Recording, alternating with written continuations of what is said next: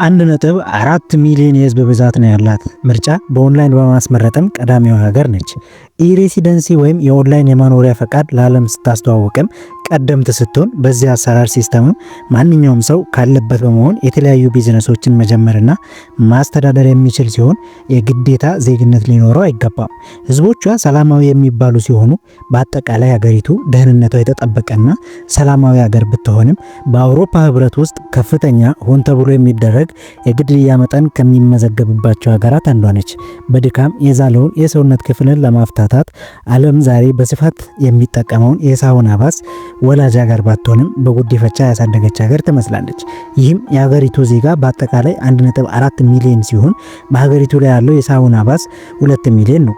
በሀገሪቱ በስፋት የሚከወነው የጃኒፋይ በዓል በተለያዩ ክንውኖች የሚከበር ሲሆን በቦንፋየር በምግብ በተለያዩ ፌስቲቫሎች የሚከወን ነው። በ1983 ተመስርቶ ዛሬ ዓለም ላይ እንደ አንድ መሰረታዊ ፍላጎቶች የሚታየው ኢንተርኔት በሀገሪቱ የትም ቦታ ሲጓዙ የሚያገኙትና በነፃ የሚጠቀሙት በመሆኑ ዜጎች ምንም አይነት የኢንተርኔት ወጪ በማውጣት አይቸገሩም። ይህች ሀገር በሰሜን አውሮፓ በባልቲክ ባህር አጠገብ ያለች ሀገር ስትሆን በሰሜን ፊንላንድ፣ በምዕራብ ስዊድን፣ በደቡብ ላትቪያ እና በምስራቅ ሩሲያ ጋር ትዋሰናለች። ሰላም ጤና ይስጥልን ውድ የዩቲዩብ ቻናል ቤተሰቦች እንደምን ቆይታችኋል? ዛሬ ጉዟችንን ወደ ኢስቶኒያ አድርገናል።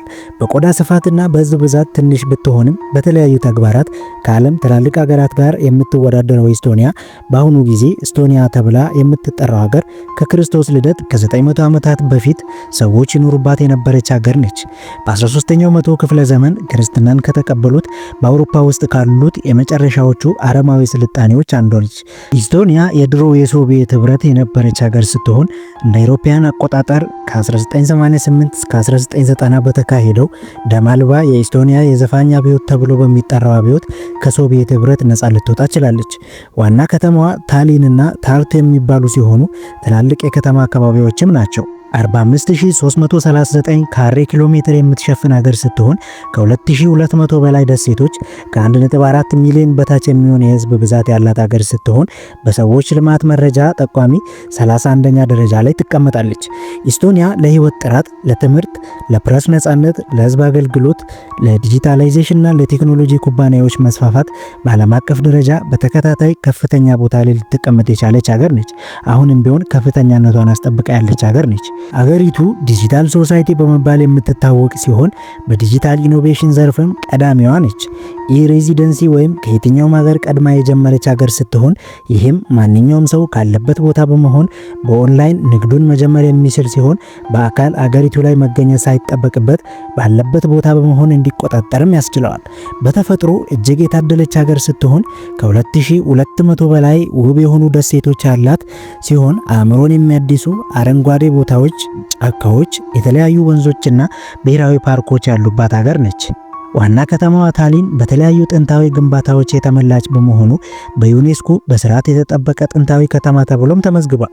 በየ5 ዓመቱ የሙዚቃና የዳንስ ፌስቲቫል የምታዘጋጅ ሲሆን በሺዎች የሚቆጠሩ ሙዚቀኞች፣ ጨፋሪዎችና ሌሎችም የሚገኙበት ሲሆን በሀገሪቱ በጉጉት ይጠበቃል።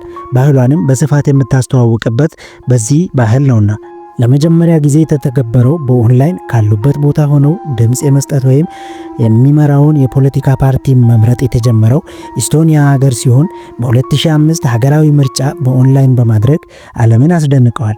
የሀገሪቱ የትምህርት ስርዓቱም ቢሆን ዲጂታል ሲስተምን የሚደግፍ ሲሆን ከፈተና አንስቶ እስከ ትምህርት አሰጣጣቸው ድረስ በኦንላይን ሲስተም የሚከወን ነው።